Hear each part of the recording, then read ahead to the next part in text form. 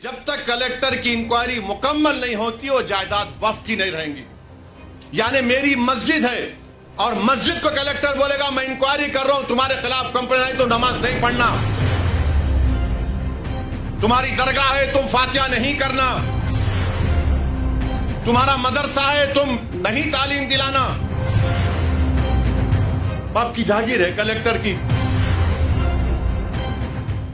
तेलंगाना में जो 33,929 जिसमें से 90% जायदादों के पास डीडी नहीं है। अब ये डीड का चक्कर ये है कि अगर खुदा ना खास्ता यह कानून बन जाएगा तो फिर आपको जितनी वक्फ की जायदादें हैं उसको रजिस्टर करवाने के लिए जब आप जाएंगे कलेक्टर साहब के पास तो कलेक्टर बोलेगा कहां है इसका कागज।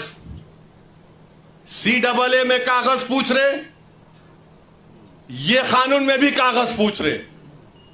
अब आप बताइए कि 300 साल 200 साल 100 साल पुरानी जायदादें हैं, कौन सा कागज रहेगा, कौन सा कागज रहेगा बताइए आप। ने कागज लाओ तभी इसका रजिस्ट्रेशन होगा। तो वक्फ बाय यूजर आप अंदाजा लगाइए कितना बड़ा नुकसान हमारा होने वाला है। फिर उसके बाद इसमें सेक्शन 3C है, वो ये कहता है कि अगर कोई भी जायदाद वक्फ की है, यह कानून बनने से पहले और बाद में कोई भी जायदाद वक्फ की है और यह कानून से पहले और कानून के बाद वो वक्फ की जायदाद नहीं होगी ता वक्त कलेक्टर फैसला नहीं करेंगे। कौन कलेक्टर है ये भाई?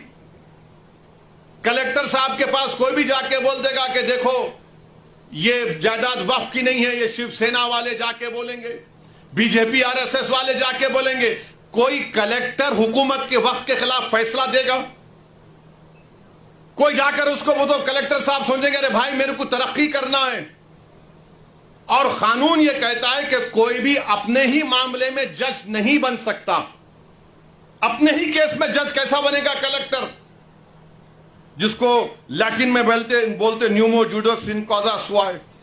अच्छा, फिर कलेक्टर जब इंक्वायरी, अगर आप जाके कलेक्टर को ही पावर दे दी आप कि कलेक्टर को जाकर कोई बोल देगा कि साहब ये इम्तियाज जलील का घर जो है ना वो वक्फ, या फिर कोई किसी का मस्जिद बोले ये वक्फ बोल नहीं है, तो कलेक्टर साहब क्या करेंगे? ठीक है मैं इंक्वायरी ऑर्डर करता हूं।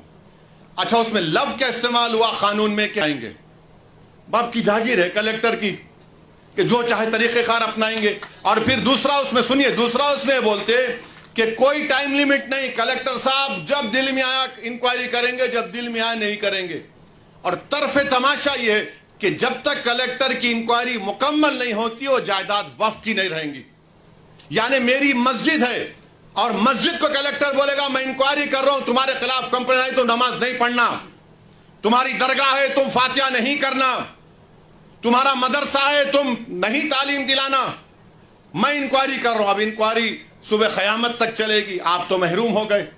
यह कानून में लिखा गया है, याद रखिए।